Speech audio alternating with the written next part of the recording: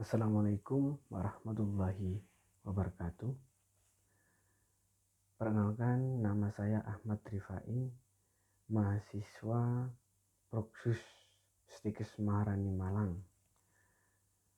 Pada kesempatan kali ini saya akan menjelaskan bagan teori Dorothy Oram, di mana kalau dilihat berdasarkan gambar dapat disimpulkan bahwa jika tingkat kebutuhan lebih banyak dari kemampuan, maka keperawatan akan dibutuhkan. Dan ada 4 komponen di dalamnya. Yang pertama self-care, yang kedua therapeutic self-care domain, dan yang ketiga agency, nursing agency, dan yang keempat self-care agency.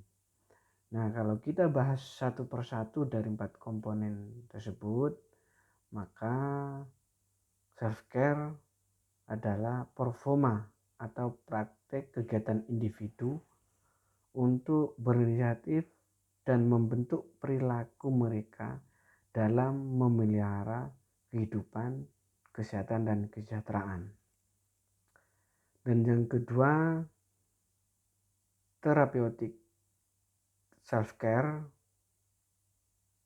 domain adalah terapi pemenuhan kebutuhan dasar yang berisi program perawatan dengan tujuan pemenuhan kebutuhan dasar pasien yang sesuai dengan tanda dan gejala yang ditunjukkan oleh pasien itu sendiri. Dan yang ketiga yaitu nursing agency, di mana nursing agency itu adalah karakteristik orang yang mampu memenuhi perawatan, dan perawat harus mampu meningkatkan dan mengembangkan kemampuannya secara terus-menerus untuk bisa memenuhi pemenuhan kebutuhan dasar pasien secara holistik. Dan yang keempat adalah self-care agency, adalah pemenuhan kebutuhan dasar pasien secara holistik yang dapat dilakukan oleh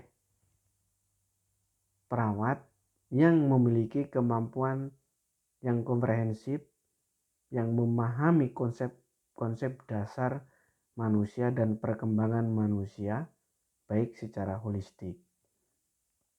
Dan kalau ditanya apakah saat ini teori ini diterapkan di tempat kerja kami, tentunya insya Allah sudah,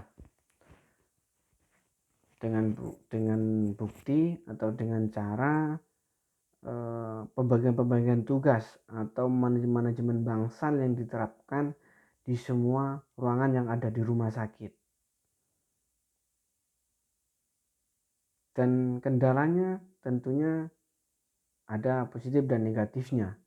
Atau kalau dia dari kendalanya, yaitu tidak berimbangnya antara pasien dan tenaga kesehatan yang ada di ruangan, sehingga perawat atau tenaga kesehatan yang ada di ruangan memberikan pelayanan dengan beban yang tinggi. Dan apa upaya yang dapat dilakukan untuk meningkatkan teori keperawatan tersebut secara komprehensif?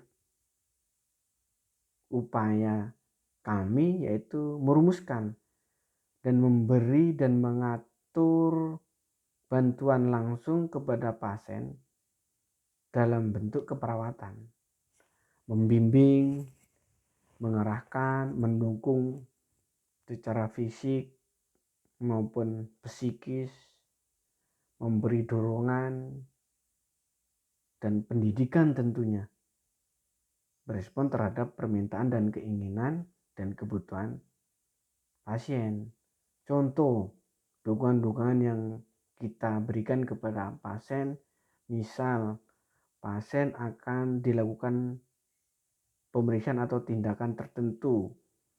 Misal pasien akan dilakukan pemeriksaan kolonoskopi, di mana pemeriksaan kolonoskopi baik dari secara persiapan aja sudah membutuhkan 2 atau 3 hari dari segi persiapannya. Nah, di sini peran perawat adalah memberikan dukungan dan memberikan KIE kepada pasien agar bisa menjalankan persiapan yang akan dilakukan kolonoskopi.